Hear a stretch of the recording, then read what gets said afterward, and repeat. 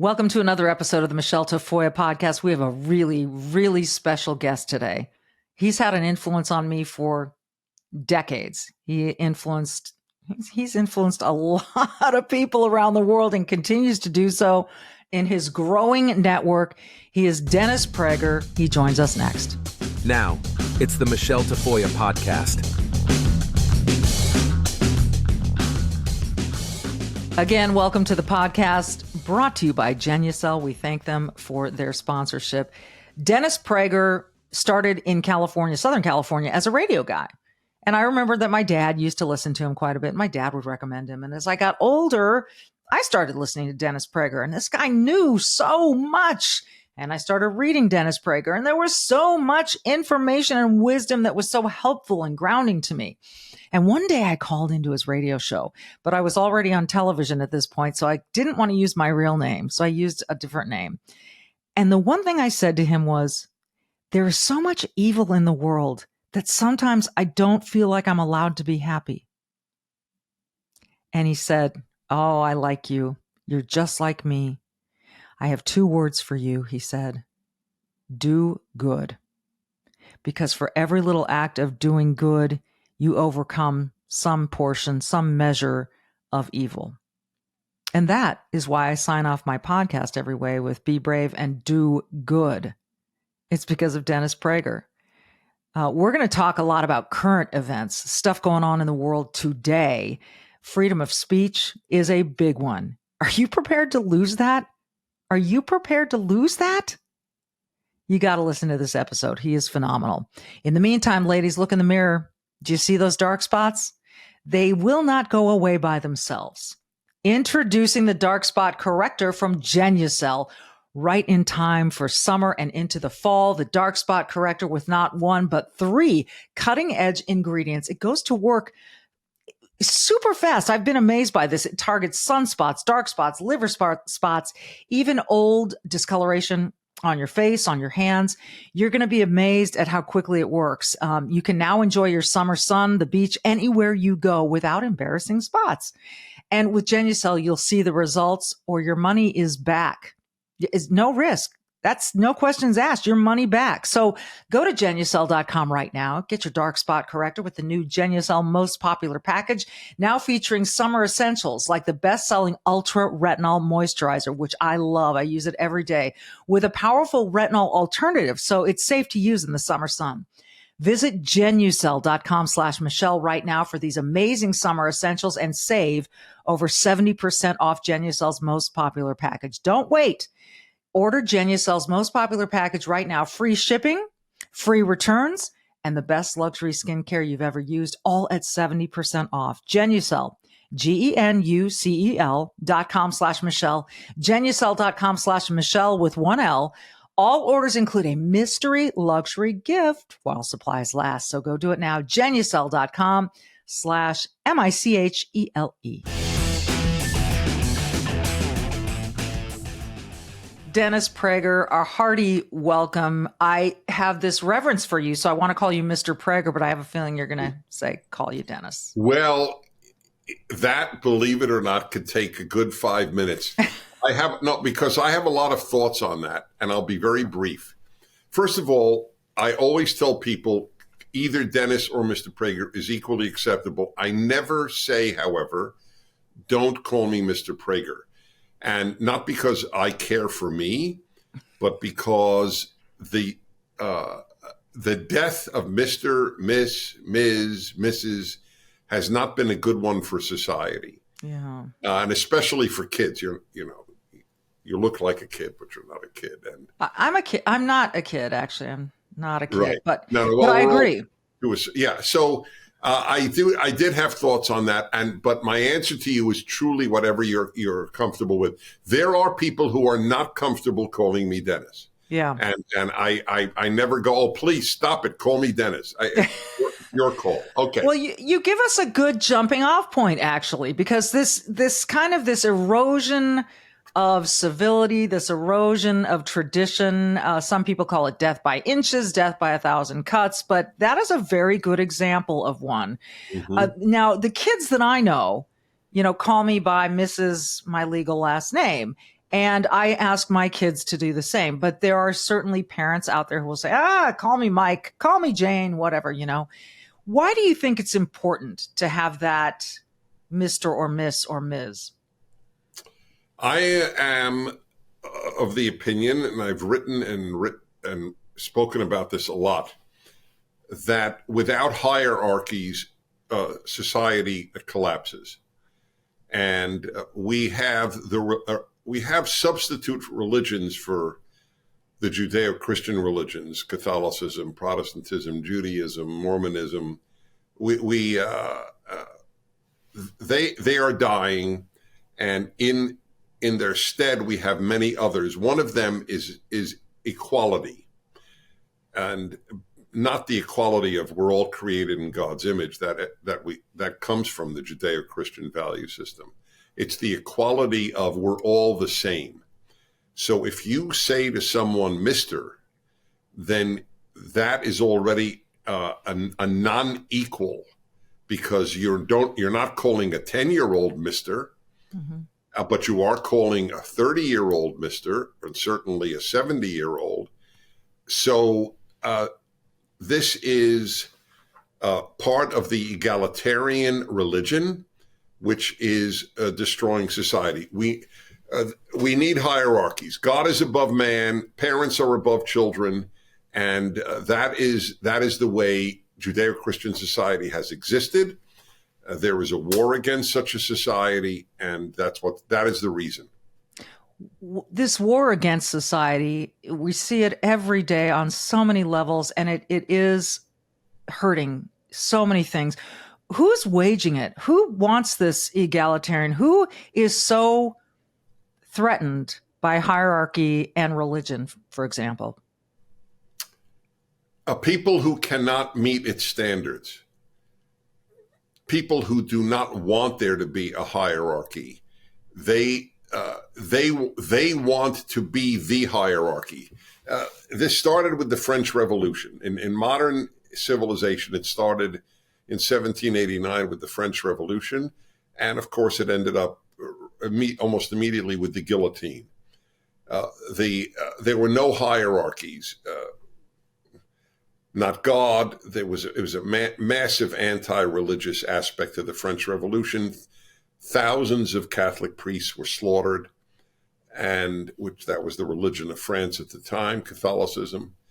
And there are many people who don't want anything to be considered better than them, above them, basically the losers of society. And these losers may have PhDs. Loser doesn't mean not making a prestigious living. Loser means you're a loser. You want to destroy, like in the arts. The rebellion against great art was made by mediocre artists. Michelangelo's no better than me, but of course Michelangelo is better than you. So how do I make it possible for Michelangelo not to be better than me? By abolishing all standards of beauty, of artistic excellence. And if I abolish that and I do what was done, stand on a ladder and throw paint on a canvas, that is just as good as Michelangelo. Why are so many allowing this to go on? Because I mean, there is some pushback, certainly, but not enough, because this has had a snowball effect throughout time, as you mentioned. Because most people are not fighters. Cowardice is the most common human trait. Really? Oh yeah. Well, name me one that's more common. Well, that's a good question. I'd have to think, but I don't doubt you. It seems to be in full force these days. Well, look, we just saw it. You don't need to go to the arts or the French Revolution. We just saw it. We see it all the time, but we saw it with regard to lockdowns.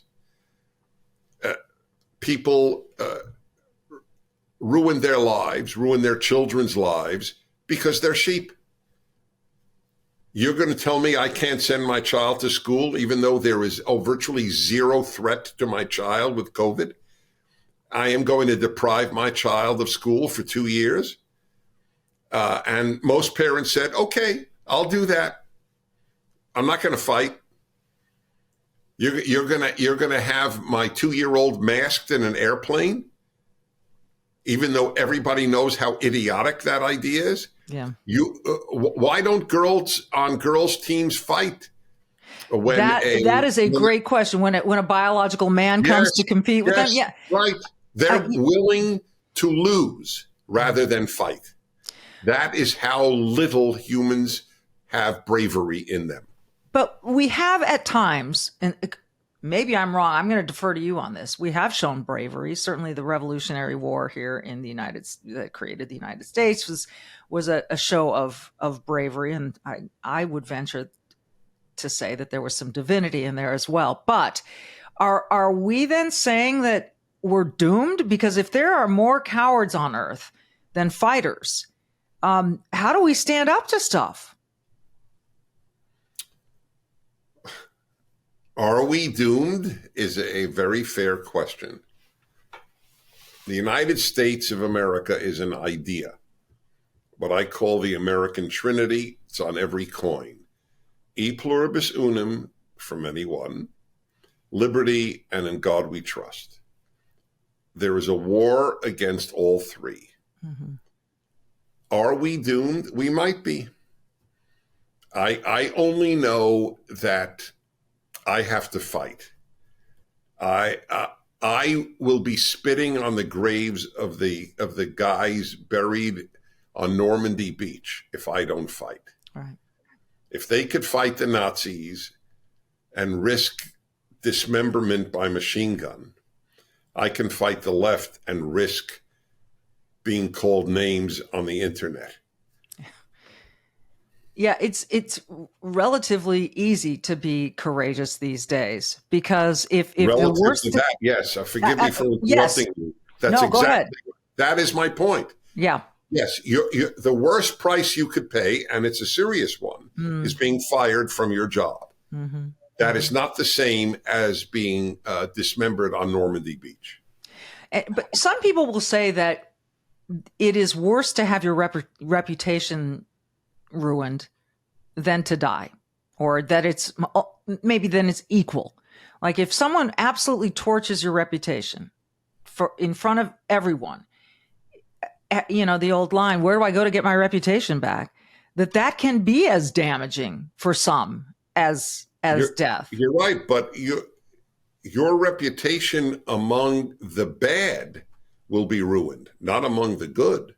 There's that's the key, right? The Wall Street Journal just had a big op-ed piece about how I was called by 37 professors at Arizona State University, a white nationalist and hater. That's all the left does is smear reputations. Mm-hmm. But the Wall Street Journal didn't agree. For everyone who believes in my smeared reputation, and I'm one you should ask about this, which you did, because the aim to smear people like me and other prominent conservatives, that's their only weapon. Yeah. None of the 37 professors would debate me. I just gave a speech on that. To the Arizona State Legislature. It's on YouTube. Anyone can watch it. Dennis Prager, Arizona State Legislature speech. You can see it, or just go to my website, dennisprager.com, and click on it. See, I invited in the state capital, Phoenix, last week. I invited all or any of the 37 to debate me. They never debate on the left. No. They only smear reputations.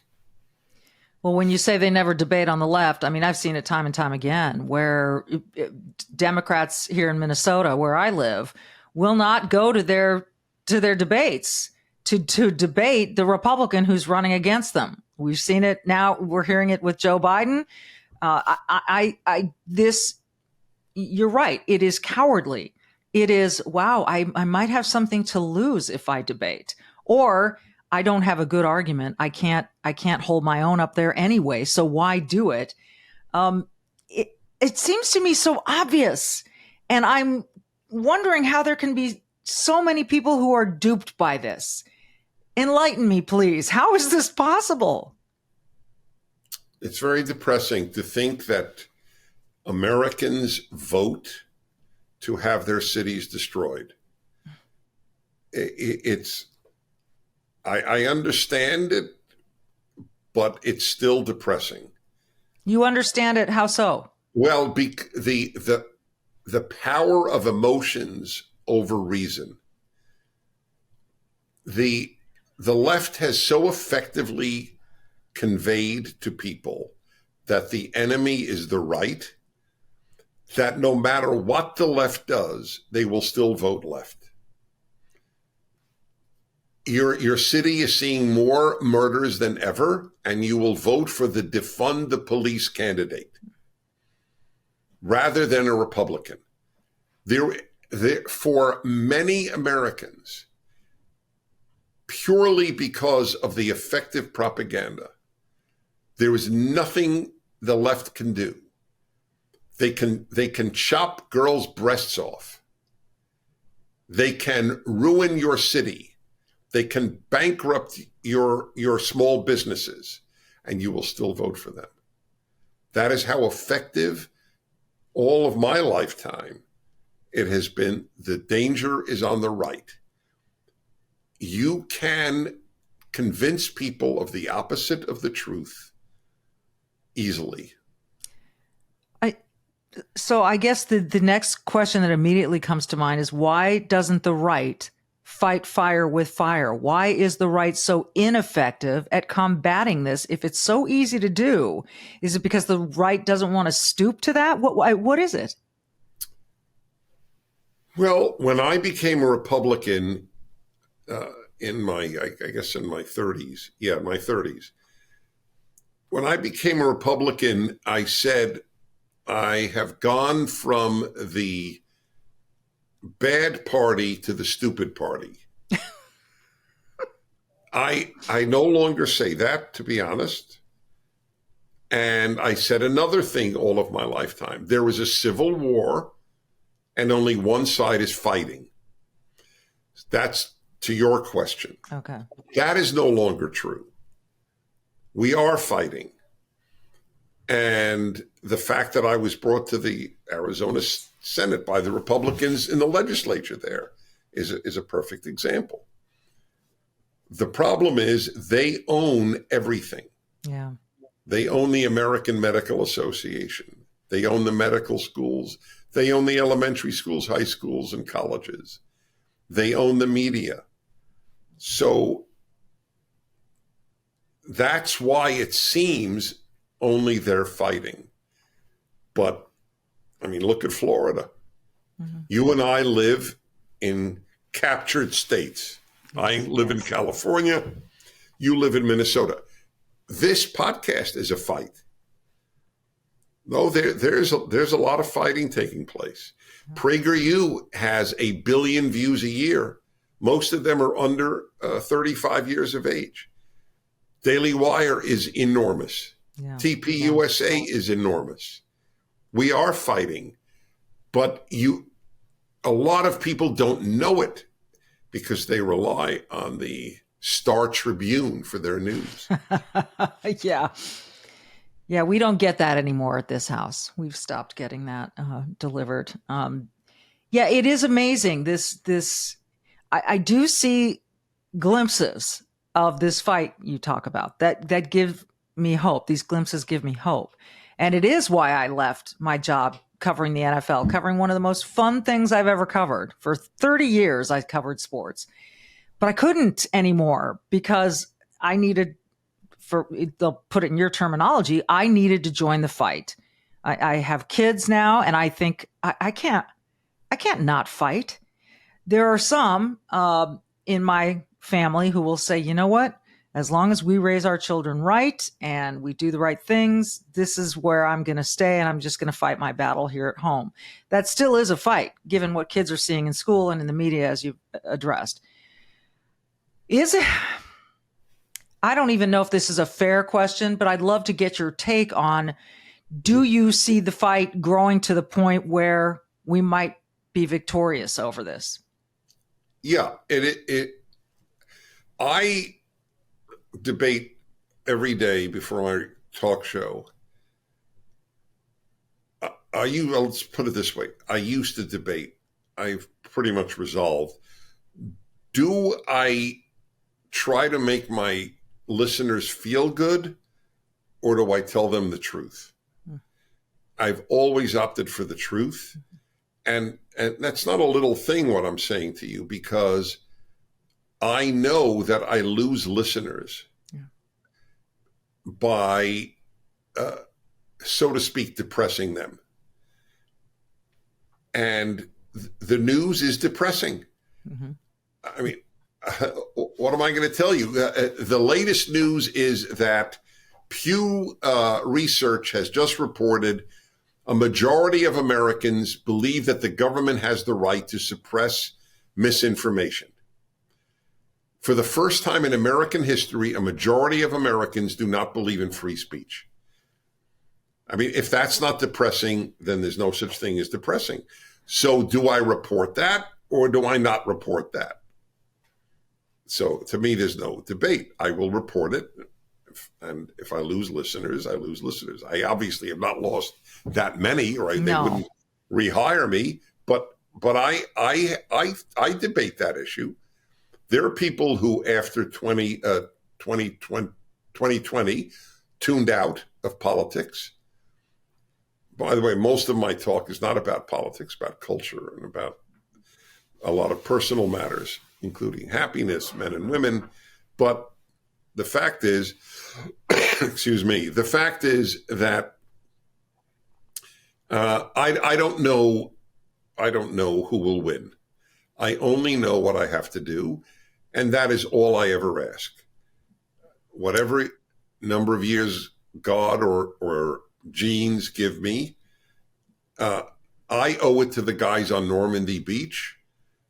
I also believe I owe it to God, but even if you're an atheist, you owe it to somebody to fight the left. It's interesting to me. You bring up free speech. I had a conversation with someone over the weekend about this, about how so I went to Cal Berkeley, and I sent my diploma back after they started canceling some of their conservative speakers, and after these riots on campus did millions of dollars worth of damage, and the campus police were told to stand down. I'm sure you remember all of that big kerfuffle. Berkeley's known for them. But I sent my diploma back, and I said, I cannot support this university if you are going to disinvite conservative speakers or only have certain. Did they respond to you? Yes, they did. And they said, oh, that must have been a very tough choice for you. And I said, not really. I mean, what am I going to do? So I don't have the. That was the response? Basically, they didn't, I'm trying to recall, they emailed me. They didn't, I sent them everything in hard copy, and they emailed me. And it wasn't much of a response. And having said that, I was discussing this with this person in my life, and she said, well, if 95% of the students at Berkeley didn't want that speaker and only 5% did, I mean, shouldn't the 95% have the majority rule over the 5%? And I thought, well, where are you drawing the line over what's, acceptable speech, what's unacceptable? Well, I don't understand. The answer, aside from everything else, is the 95% doesn't show up. That's what I told her. Don't go. And then came the argument that everyone always comes back to me with, well, do we want the head of the KKK speaking on a campus? And for my money, yeah. That's right. We do. Let them go out and make them look stupid. I'm a committed Jew, and I've written the most widely used English introduction to Judaism, among other things. And let me tell you, the Nazis, real Nazis, not what the left call Nazis, which is Right. anyone they disagree with. Mm-hmm. Real Nazis with a real swastika showed up in front of a Georgia synagogue a few weeks ago. And the report was that the police did not stop them because of free speech issues. And I happen to agree with that. Mm-hmm. I go to synagogue every Saturday. And if they did that at mine, I would have the same view. Obviously there has to be a certain distance by law. Right. You stand there, you preach your vile doctrine, and you show the symbol. You say, by the way, I always try to remind Americans that although the swastika is completely understandably associated with Jew hatred, the Americans who died at Normandy Beach were fighting the same swastika. So anybody who marches with the swastika is scum on many levels, including a hatred of America. That's a fascinating view. But I think we agree on this. Yes, let them spew their hate, their vitriol. That's the way free speech works. If you stop the Nazis today, you'll stop good guys tomorrow. That's exactly right, because everyone can have a grievance with whatever group they want. That's you know, right.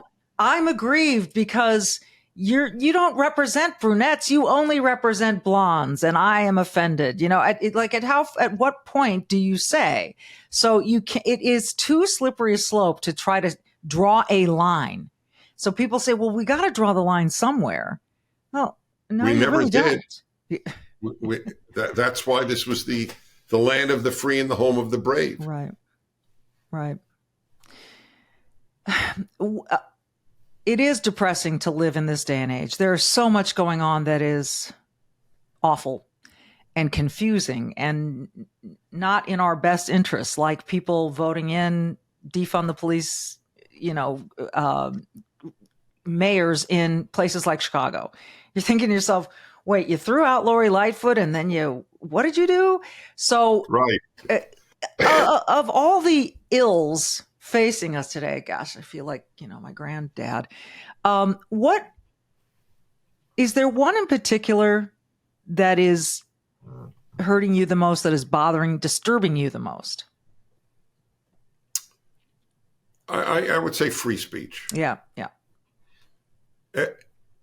That's the end of civilization as we know it. When you suppress free speech, you end up with Gulag and Auschwitz and Mao's re-education camps. I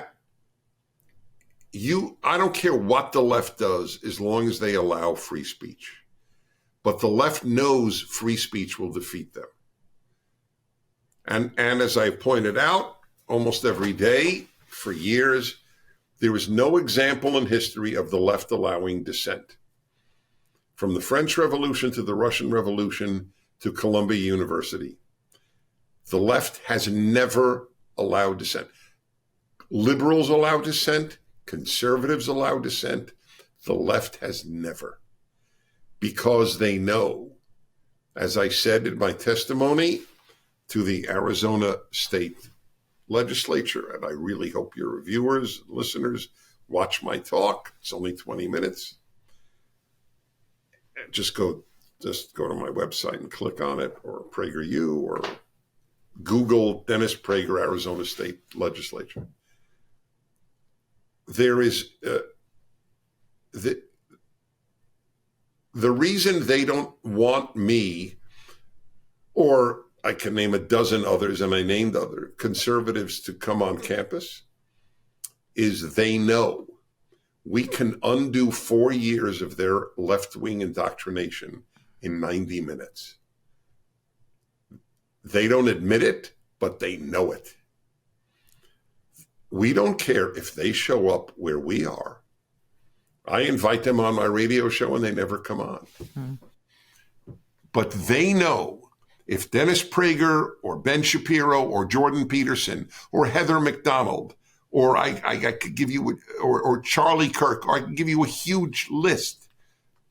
It's a very huge list. if they allow any of us 90 minutes, we will undo the damage they have done in 4 years. Yeah. That's why they must. That's why the left always suppresses dissent, because it cannot survive it. It's kryptonite. And it's so obvious. I mean, there's a simple question to ask. What are they afraid of?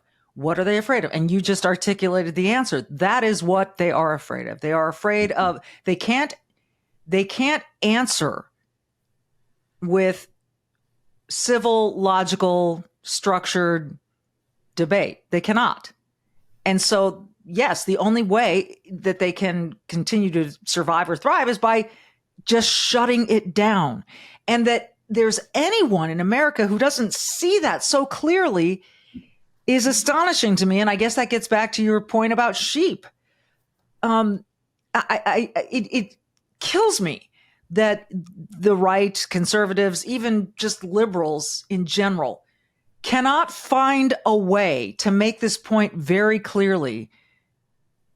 I guess I battle with it every single day. But when you try to make this point, you're called names and all the rest. And that's not going to stop me from trying. But it seems just so dang obvious. Like, I don't understand why people don't see that and go, holy crap, that's not what we want. How do you explain this? Well, we both explained it. The moment you start thinking rationally, you have left the left. You could be a liberal. You could be conservative. It is not rational that if a man says he's a woman, he can compete against women. Right. Okay? Forget moral, forget fair, forget science-based. It's not rational. Mm-hmm. The world, indeed, of craziness is the world of the left. This, and by the way, if there is hope, it may be because of this issue. Most Americans, or many Americans, I don't know about most, many are awakening to the pathology of the left, thanks to the trans issue. Yeah. Most Americans do not think that if a girl at 18 says, I'm a boy, her breast should be taken off. Mm. Or if a boy says it, his penis should be cut off. These doctors are despicable. They are as evil as they get. They are, to me, not all that different. They are somewhat different from Nazi doctors. These people are vile. And if you can't say that, it's because you're weak. You are going to take off a boy's penis because he says he's a girl? You're going to take off a girl's healthy breasts because she says she's a boy? You know what's going to happen? This, I never make predictions. This is a prediction because I'm certain it will happen. More and more of these young people, within 5-10 years, deeply regret the mutilation of their bodies. And they are going to sue these doctors. And I hope they sue them into bankruptcy. I hope these people walk the streets as homeless people. These are vicious, vile doctors. And if you don't think a doctor could be despicable, read about the Nazi doctors. It really is stunning. And you're not the first to mention this comparison to me, to the Nazi doctors, and that doctors can be despicable. It is stunning to me that we can produce in the United States of America doctors who are willing to do this, who are willing to say to a parent, well, do you want a living daughter or a dead son? That's right. That's their line. That's their line. And of course, parents are like, oh my gosh, what would you tell a parent? Because this is one thing I feel as though a parent shouldn't fall for that. That's right. But they do. So what would you tell a parent who was sitting there in that doctor's office, hearing that message, who was going to cave? What would you say to them? The day my child said he was a girl or she was a boy, I would say, no, you're not. There are other issues in your life that you have to address. You can't be the other. God if they believe in God, or science, if they believe in science. Nature made you a girl. You cannot undo that fact. That is a fact.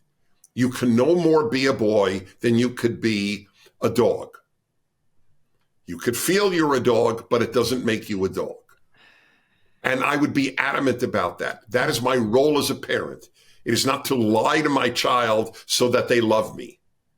If parents were parents and not love objects, they would do a lot better job.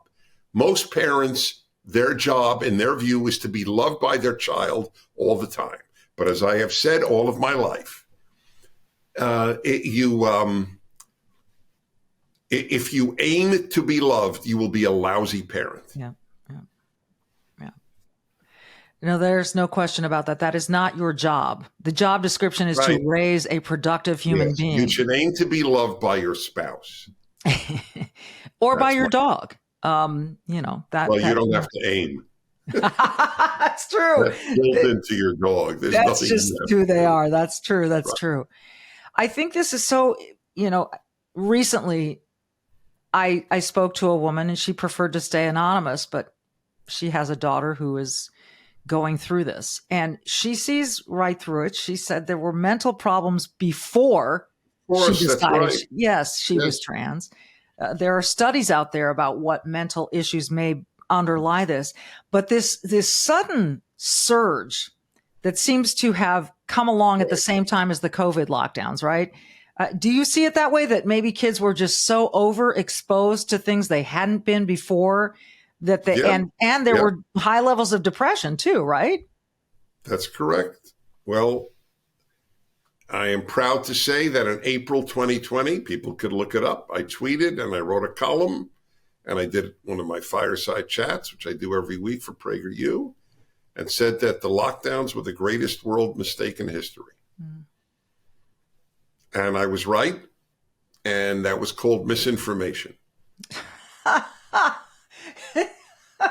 That was called misinformation. Did the tweet stay up? Oh, that's a great question. I think so, interestingly. We're going to have to go look. Well, you weren't suspended, I know were you? Did, but yeah, that's great. But it was used as an example of misinformation. Dennis Prager said. First of all, it's your opinion. So how can an opinion be misinformation? Right. Well, they would claim the right information is that lockdowns save lives. Yeah. So this is therefore, opinion or not, it's misinformation. That's what they would have said.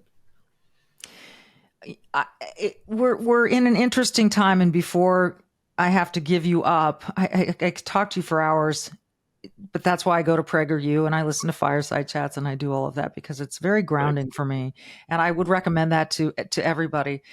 But religion, I think the loss, the erosion of religion in society has played a huge role in where we are today.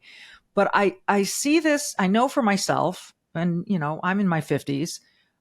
I was raised Catholic. I ended up becoming Episcopal. My kids are Lutheran baptized. My husband's baptized Lutheran. We don't go to church every Sunday. However, I am seeing in my own life, I am witnessing so many people that I know, whether they were NFL quarterbacks or coaches or people in television, if they have a deep faith in God, almost all of them seem to be happy people to me, happier than others that I've met. And this started to dawn on me. I was meeting so many people. You do sports for 30 years. You meet a lot of different people. And so many of these happy, productive people, I found this common denominator that they had religion, they had faith in their lives. And now we're seeing this angel network, this production company that has put out The Chosen as a streaming thing. And then Netflix picked it up because I think it's had like 500 million views. And then the film that they recently produced, Sound of Freedom, which is, killing it at the box office. What does any of that tell you about maybe a newfound thirst for something that is bigger than oneself? So I just did a series of talks for, I'm getting the word here. Yeah. So we'll do a part two. I'll just say this. For those who mock religion, one little note. Only secular people say men give birth. Not all secular people say it, but only secular people say it. The amount of idiocy that has followed the death of religion in the West is equal to the amount of idiocy in the West. Well, there you go. There's a lot to pray for, Dennis, and I'm not I throw in that caveat. I'm not sure why, but I'm an activist. It's a lot to fight for. There's a lot to fight for. That's a great way to put it. And we will leave it there.